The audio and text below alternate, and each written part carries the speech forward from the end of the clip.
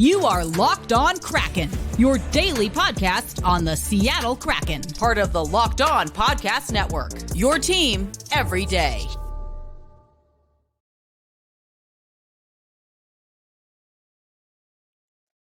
Today's episode of Locked On Kraken will start a little bit differently than any show that we've done probably before. And Locked On Kraken, myself as the host, and the Locked On Podcast Network, we join those who are honoring the memory of Johnny and Matthew Gaudreau. I'll give you just what we know. There was an accident in New Jersey, not far from where the Gaudreau family calls home. And Johnny and Matthew were struck by a vehicle. And it was a fatal accident for the Gaudreau brothers. There was a lot happening, likely while a lot of us were sleeping. I, at least at this time, really don't want to get into some of the early reporting and my opinions on it. I want to stick to the facts as much as possible because this is difficult, obviously, for the Gaudreau family, their extended family, their friends, their teammates, among others. This is also difficult for anyone who has found themselves in a situation where they've lost a family member, where they have lost a family member to an accident, have been involved in something like that. So I want to hold space and be thoughtful that this can be difficult for people to hear.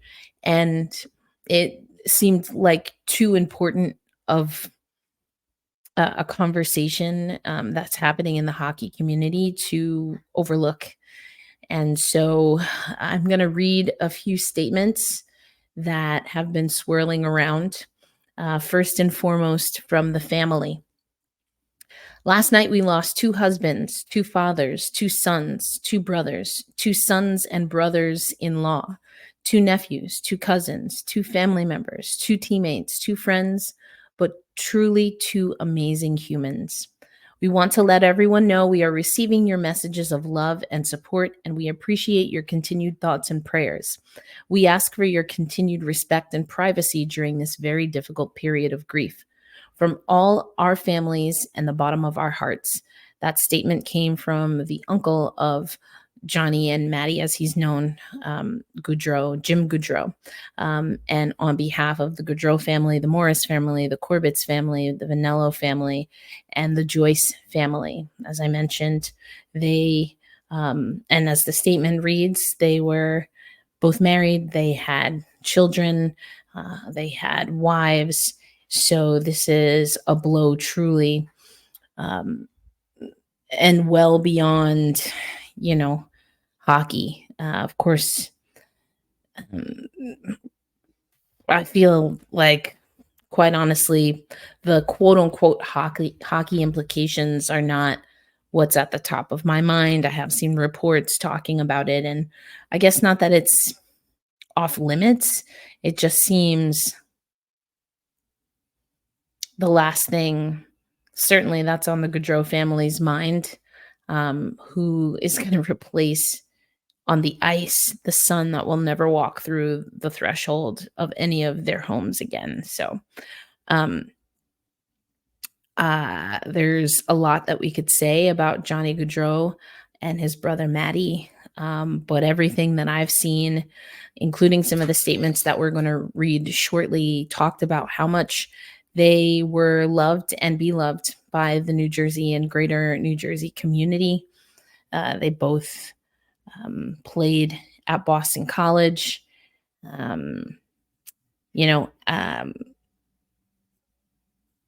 so I just want to give you a few more facts, because when I was waking up to the news, it was very difficult to find some of the facts, but this is from the Associated Press. Gaudreau, 31, and brother Matt, 29, are Kearney's Point, New Jersey natives and were set to serve as groomsmen at their sister Katie's wedding that was scheduled for Friday in Philadelphia. Police said the driver, a 43-year-old Sean M. Higgins, was suspected of being under the influence of alcohol and charged with 2 counts of death by auto, along with reckless driving, possession of an open container, and consuming alcohol in a motor vehicle. Higgins told a responding officer he had 5 or 6 beers prior to the crash and admitted to consuming alcohol while driving, according to the criminal complaint obtained by the Associated Press. He failed a field sobriety test, the complaint said, though his blood alcohol level was not immediately available.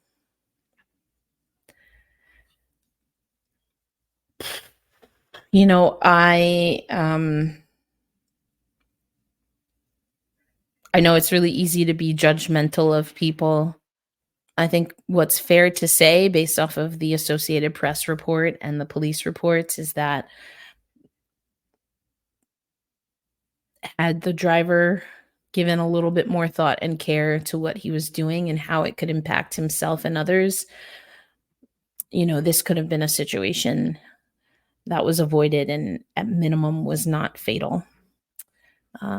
Johnny and Matt were cycling, from what I understand, and were struck by a car while riding their bikes on the road. Again, just really tough here. I'm going to show a few of the statements. They may be a little hard to see for those watching on YouTube, so I will read them. And the first one coming from the Columbus Blue Jackets. The Columbus Blue Jackets are shocked and devastated by this unimaginable tragedy. Johnny was not only a great hockey player, but more significantly, a loving husband, father, son, brother, and friend.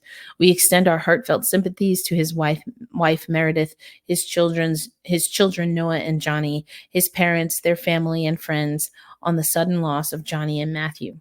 Johnny played the game with great joy, which was felt by everyone that saw him on the ice. He brought a genuine love for hockey with him everywhere he played, from Boston College to the Calgary Flames to Team USA to the Blue Jackets. He thrilled fans in a way only Johnny Hockey could. The impact he had on our organization and on our sport was profound, but pales in comparison to the indelible impression he made on everyone who knew him. Johnny embraced our community when he arrived 2 years ago, and Columbus welcomed him with open arms. We will miss him terribly and do everything that we can to support his family and each other through this tragedy. At this time, we ask for prayers for the Gaudreau family and that their privacy be respected as they grieve. Now, Matty Gaudreau also played hockey and was most recently playing with the Worcester Railers. So here is their statement. The Worcester Railers Hockey Club organization, or the Worcester Railers HC organization, is incredibly saddened by the passing of both Matthew and Johnny Gaudreau. They represented the sport of hockey and their family at the highest level, both on and off the ice. Matty will always be remembered as one of the original Railers who helped to guide the organization in our inaugural season. We remember his time spent in Worcester fondly. We offer our deepest condolences to the entire Gaudreau family. The Philadelphia Flyers, I thought, had a really nice statement as well. I'm going to read that. The Philadelphia Flyers are heartbroken to learn of the sudden and tragic passing of Johnny and Matthew Gaudreau. Johnny and Matthew were deeply rooted in the Philadelphia and New Jersey community, where they spent their entire childhood on the ice. Both were members of the Gloucester Catholic High School, Team Comcast, and the Philadelphia Little Flyers. Matthew reconnected with the Flyers organization, where he played for our ECHL affiliate, the Reading Royals, and later joined the coaching ranks in Philadelphia, which included his high school. Throughout all of their success in the hockey world, both continued to give back to our community. Johnny and Matthew, as well as their entire Gaudreau family, have made a sizable difference in the lives of so many in the Philadelphia area, and Johnny and Matthew, as well as the entire Gaudreau family, have made a sizable difference in the lives of so many in the Philadelphia area to learning and growing to love the sport of hockey. Our prayers and deepest sympathies go out to Johnny's wife, Meredith, their children, Noah and Johnny, Matthew's wife, Madeline, and the entire Gaudreau family during this unimaginably difficult time. Johnny and Matthew were and always will be beloved and cherished members of the Flyers community and the entire hockey world. And the Seattle Kraken also made a statement, which I will read at this time. The entire Seattle Kraken organization joins a devastated hockey community in mourning the tragic passing of Johnny Gaudreau and his brother Matthew Gaudreau. We share our deepest and heartfelt condolences with Johnny and Matthew's family, friends, and loved ones during this unimaginable time. So this is a different show. It's a different start to the show. I didn't want to do a cold open. That seemed inappropriate. I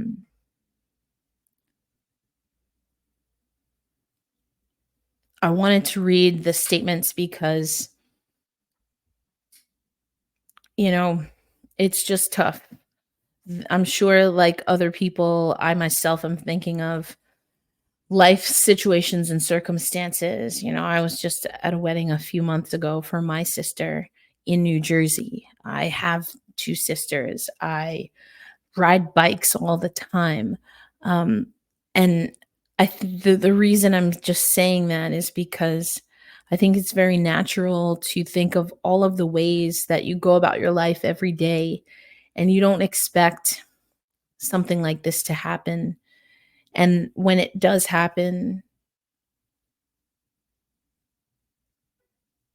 you're reminded how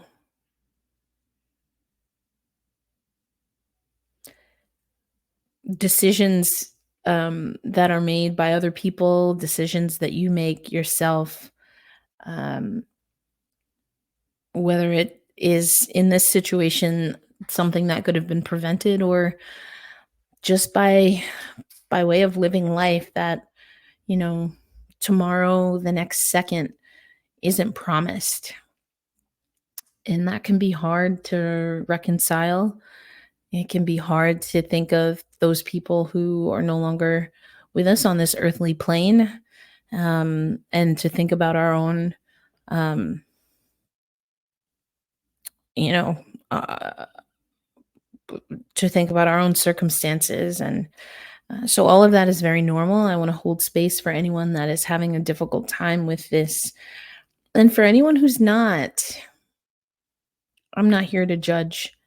But I want to remind you what I say when I close the show, to be kind to yourself, whether that's because of what you are feeling, whether that's because of what you aren't feeling, but especially be kind to others.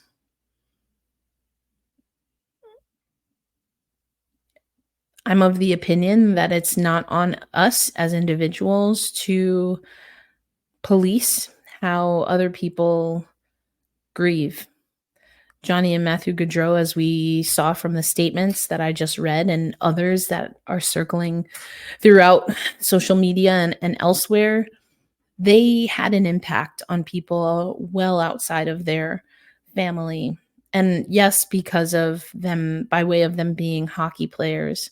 But I think the Flyers statement for me really brought home some of the things that they do outside of the community. People in the media who have had contact with them, covering their careers, interviewing them. And so be patient with people as they process this news. And it's very normal to relate what's happening to something that maybe you're a little more anchored in. So something that's more personal to you. So just be kind.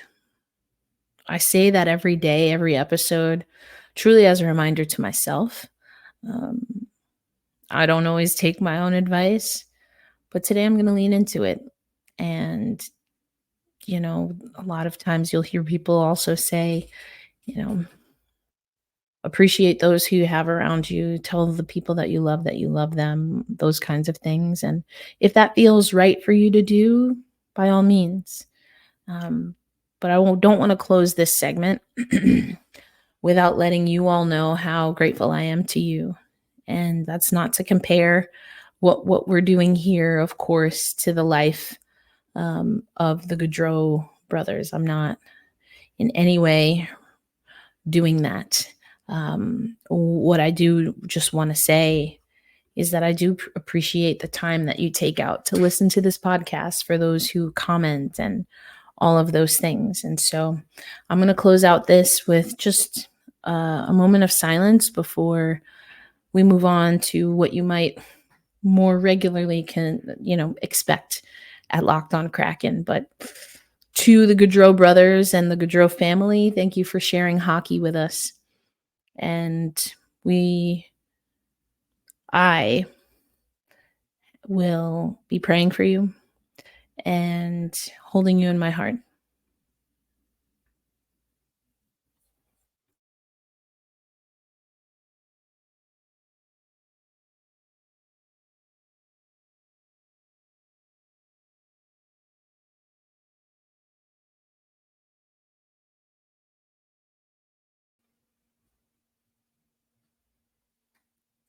Today's episode of Locked On Kraken is brought to you by FanDuel. You've heard us talk about America's #1 sportsbook for quite some time. They've been a great sponsor to us here. Well, we have something a little different for you. Now through September 22nd, all FanDuel customers can bet $5 and get a 3-week free trial of NFL Sunday Ticket from YouTube and YouTube TV. Then with a YouTube TV-based plan, you'll be able to watch every regular season Sunday afternoon out-of-market game. All you need is a Google account and a current form of payment, and you can cancel anytime. And, having that 3-week free trial of NFL Sunday Ticket, hey, it might inspire you to put a few bets of your own down. Looking at the FanDuel odds week in, week out. Maybe you want to dabble in the NFL, or maybe you want to take a look at those NHL futures bets. The WNBA is headed to the playoffs real soon, so there's something for everyone over at FanDuel. So visit FanDuel.com and download America's #1 sportsbook.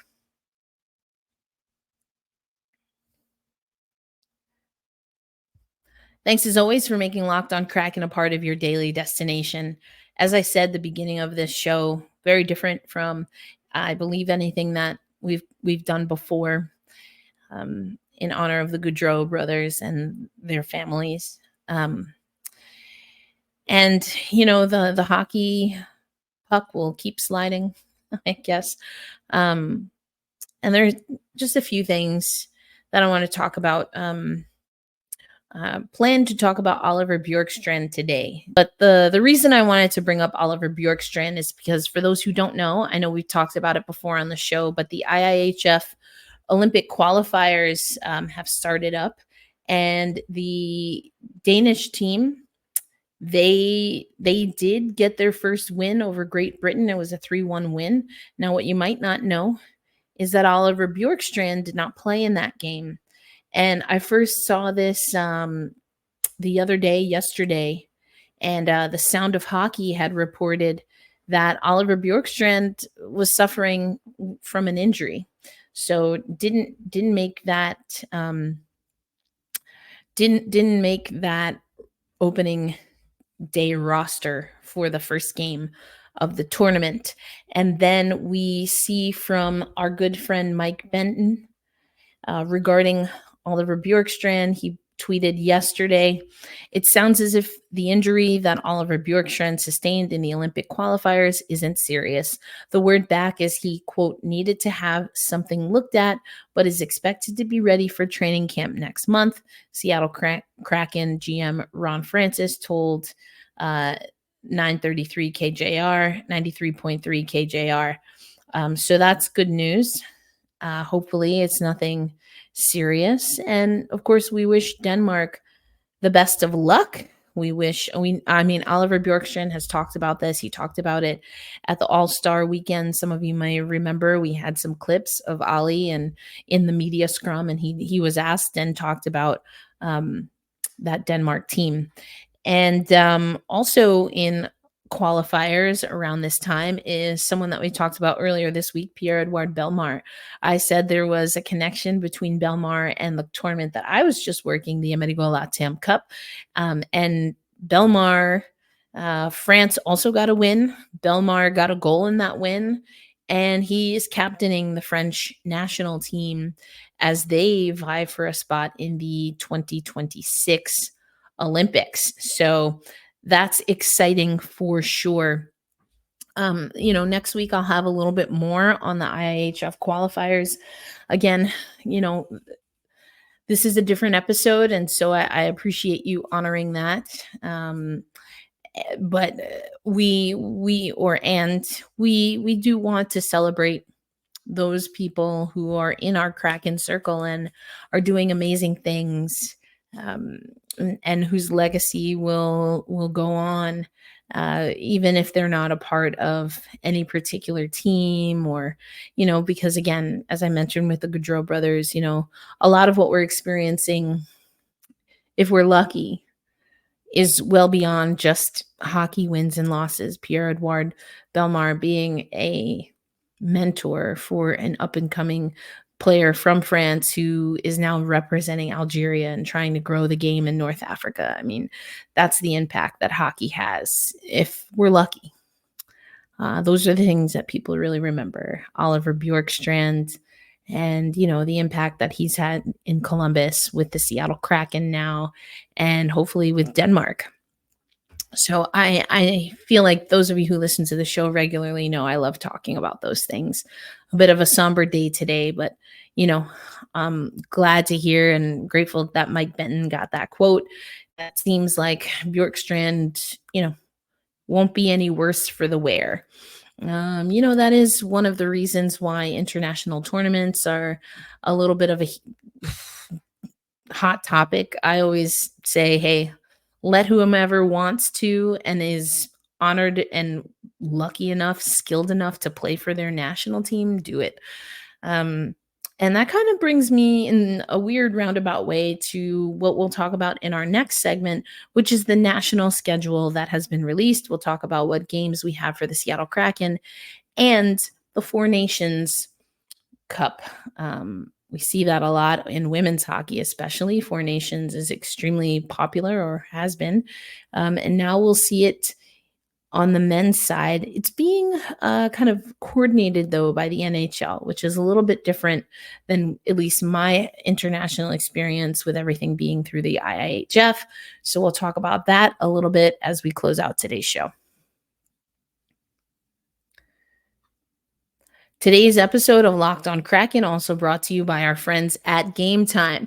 You know that I love Game Time. I'm going to Seattle in a couple of weeks, and I will definitely be using Game Time to take a look at some tickets to see the Yankees play the Mariners. I've already taken a quick little look there. I just got to coordinate with a few friends and make sure we can get the seats that we want. But that's why I love using Game Time, because I can find last minute tickets, no problem. Game Time also has a new feature called Game Time Picks that makes getting tickets for your favorite live events even easier. Game Time Picks filters out the fluff to show you only incredible deals on great seats, so you don't have to waste time searching through thousands of tickets. And I also love that I can see the seat views. You get a panoramic view from your seat in the app before you buy. You also get the Game Time guarantee. You will get the lowest price, or you will get a 110% credit of the difference. So take the guesswork out of buying tickets with Game Time. Download the Game Time app, create an account, and use promo code LOCKEDONNHL for $20 off your first purchase. Again, create an account and redeem code LOCKEDONNHL for $20 off. Download Game Time today. What time is it? Oh, you best believe it's game time. I think that's the hardest part for anyone who's been where the Gaudreau family is, generally speaking. The inevitable fact that things move on. I've been struggling to move this podcast along, so I'm grateful for those who are bearing with me. It's difficult. It never quite feels right. And I know that, at least for some people, they want to hear about the Seattle Kraken. They come to Locked On Kraken to bring and sprinkle some joy into their life. And I want to honor that too. And that's why I'm so grateful that you make Locked On Kraken a part of your daily destination.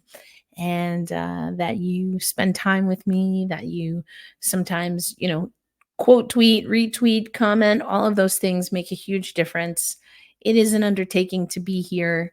But as I've said from the very beginning, even on my hardest days, it's truly an honor and a privilege to be your host. So thank you for tuning in.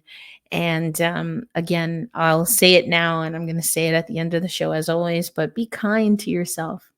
You're doing amazing. You're doing the best you can. And even when you feel that you can do better, that is growth in and of itself. So many times in life, we can't acknowledge those things. We choose not to acknowledge those things. So I'm proud of you. Keep at it. Keep doing good. But remember to be kind, first and foremost, to yourself, because that gives you the energy, the patience, the understanding, and the appreciation of how important it is to be kind to other people. But start with yourself. Love yourself, appreciate yourself. So I just want to share that message. As we close out today's show, I want to talk about the schedule. The Seattle Kraken will have 9 total games on national television. 7 are going to be on ESPN. Now, if you listen to the show, you know that I'm thrilled about that. I don't want to get into it. I'm trying to be kind. But I'm thrilled personally. I mean, how many times are we going to see the TNT broadcast poke fun at Bowie before we have had enough? I'll leave it there. But of the 7 games on the ESPN, ABC, Disney network, network channels, we are part of their opening day tilt. So October 8th, that game against the St. Louis Blues, that afternoon game is going to be on ESPN. And then the following ESPN games, the Colorado Avalanche at Seattle on October 22nd, Kraken at Islanders on December 5th, Sharks at Kraken on January 30th, Toronto Maple Leafs at Kraken on February 6th. On March 6th, we get Kraken at Nashville. On March 8th, it's Kraken at Flyers, and that's going to be on ABC. And then April 15th, the Kings at Kraken. So it looks like ESPN definitely likes coming, to Climate Pledge Arena. We have 2 of our games versus the Nashville Predators on national television. That is because on November 20th, TNT is picking up that game at Climate Pledge Arena, and then March 19th, the Kraken at Minnesota Wild, with an asterisk that will not be available locally. The local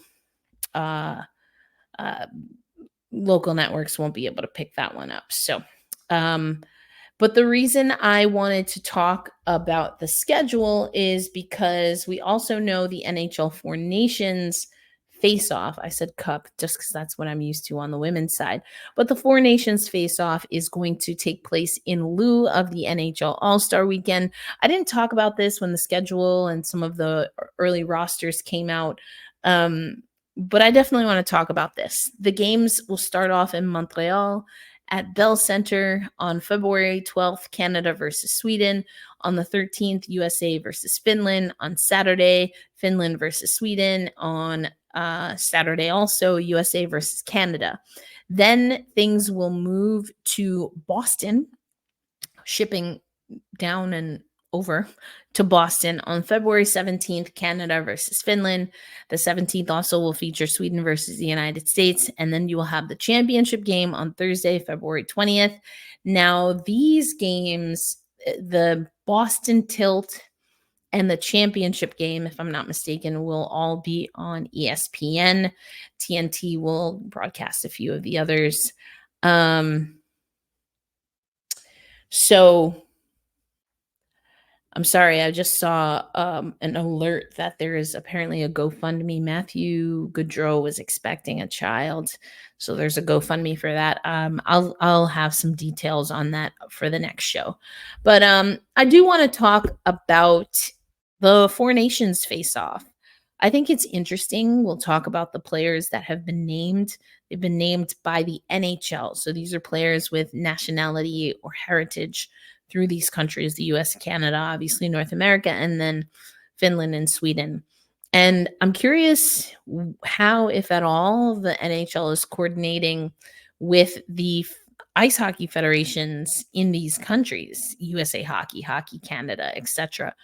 Um, I don't know. It seemed early on, just in my quick glance at everything, that there's really not much coordination. This is something the NHL owns, and we know how that goes. The NHL loves owning things and taking them. Um, I do love that we are opening ourselves up, we being the hockey community that watches the NHL, to the global game. Even the global series is something as well. And I have questions. So we'll talk about that as we get more information. But I'm going to close the show again, reminding you to be kind to yourself. Please be kind and thoughtful. Be kind to and thoughtful of others, and hold fast, stay true. And every day we say, let's go Kraken, but especially loud on game days. Tough news today in the hockey community. What gives me hope is that the hockey community is already showing an outpouring of love. And it gives me hope not just because this is a really special community, but the ways where the hockey community falls short, and there are plenty, I talk about them for sure. It's not that the hockey community isn't without love, without understanding, and isn't a true community. So it gives me hope that we can, I don't want to say it, put differences aside, but we can realize that some quote unquote differences really don't matter at the end of the day. And hopefully that won't be something that we use used to weaponize, or used as a weapon against other people, and that we weaponize them to create quote unquote otherness. So heavy day, but I'm always grateful to you. As I said, I'm proud of you. Whatever your struggle is, hey, you're here listening to a podcast, whether that's because you're practicing some, self-care, relaxation, you're driving safely, hopefully. Whatever the case is, please, please, please be safe out there. Keep others in mind. And I'll catch you on the next episode sometime next week. September 16th, we go back to our regular scheduled program, so we'll have more episodes, but I think that'll do it for now. Please, extra hugs to everyone you love, if you're able, and if you choose to. I'm sending you virtual high fives and hugs if you're a hugger. I will always ask consent before hugging. So if you want a virtual hug, there you go. All right. Erica L. Ayala signing out for now. Thank you.